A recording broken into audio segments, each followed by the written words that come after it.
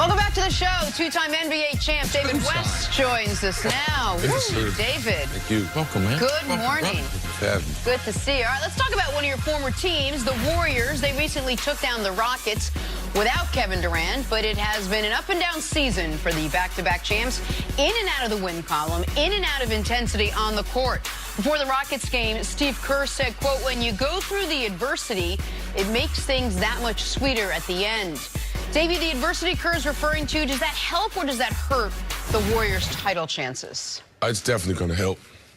They are a team that can handle tests, and they get everybody's best shot. They get everybody's top opinion every single day. So they're dealing with it. They deal with it all the time.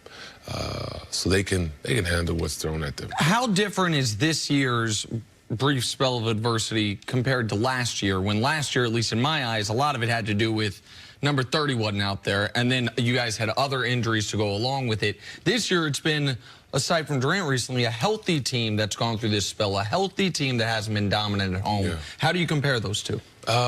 You know, obviously, when you're dealing with health issues, that's a totally different ballgame. You got to change lineups, change, people who are playing, and change your style to a degree, especially when Steph is out. But now, I think it's just the wear of everyone gearing up for you every night, the pressure of having to try to win every single night.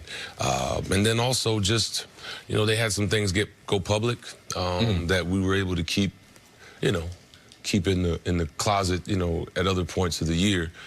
So some of that stuff, jumped out there, and it affected them early. I thought they recovered from it, but are working toward, obviously making another championship. Yeah, let me follow up on that real quick, because you alluded to something that's been reported and that I was hearing, which was last year around January-ish, and I'm not going to quote you on the month, but it was a lot of the, wait, is Kevin Durant, is it going to be two and done here? Like, that was a concern, at least at the front office level, that there was, and when you say you guys were able to keep it quiet last year, some of the same frustration that we saw bubble over publicly between KD and Draymond early in the year on the bench, or Draymond directed at KD, that was, prior to the playoff run, something the team was dealing with last year.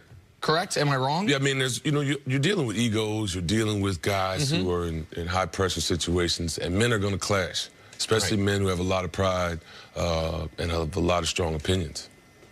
I'm going to follow one more thing. You said men are going to clash. When you announced you were going to Golden State, you were in San Antonio briefly, going to Golden State, I remember thinking, man, I wonder how David West and Draymond Green are going to get along. I would imagine at times amazingly, and also at times I would imagine it would go the other way, because you guys have a lot of similarities, at least to my eye, a lot of similarities in how you got to the league, a lot of similarities in temperament, the way you play. No back down. Right, 100%. So what was Draymond Green like as a teammate, in a good and in the moments where there was the eye-to-eye moment? Right, he's great because he wants to win.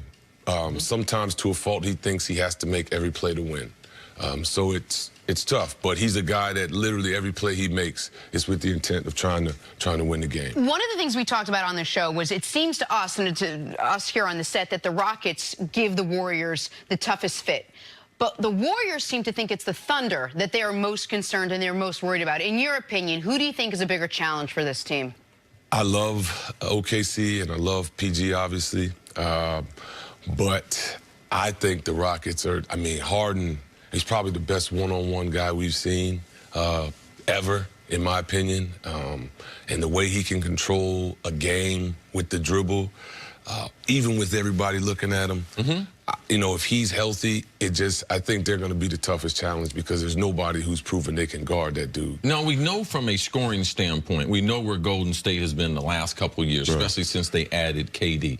But there's a couple of things this year that I want to get your opinion on, because I just don't think they're as good. I don't think they have as good as veteran leadership. this year as they've had in the past to be able to maybe keep some of that stuff in-house. I don't think they're very good, as good a defensive team. Draymond's been hurt. He's got a toe injury people aren't talking about, so he's not moving. Iguodala's not as athletic. He's not shooting the ball, him and Draymond as well. So when you start to look at it, one of the trump cards I thought for Golden State the last couple of years, man, they could shut you down defensively. I haven't seen that yet, and I don't believe that's a switch that you can hit. And their lack of the other guys being left open and people daring them to shoot the ball, it's affected Draymond, him having his worst season, I think, since his rookie year, and Iggy is not shooting the ball with the type come. Does that worry you, or do you see those two faults in them the way I see it also? Yeah, I see that, but I think that they can flip the switch. I've seen them do it. I've seen Clay do it.